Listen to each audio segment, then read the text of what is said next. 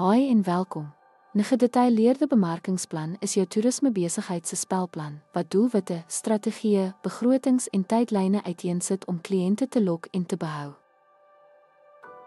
Die situasieanalise behels 'n SWOT-analise wat sterkpunte soos 'n strandligging en bedreigings soos seisonaliteit uitlig. Die bemarkingsdoelwitte word as SMART doelwitte geraam, soos om besprekings met 15% binne 6 maande te verhoog.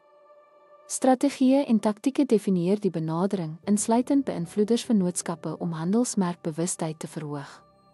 Begroting fokus op hulpbronallokasie, byvoorbeeld die toewysing van R20.000 vir digitale advertensies. Evalueringsmaatstawwe is in plek om sukses na te spoor, soos die meting van opbrengs op belegging, ROI op sosiale media veldtogte. En daar het jy dit. Met 'n stewige plan in plek, word bemarking meer gefokus, meetbaar en in lyn met jou besigheidsdoelwitte.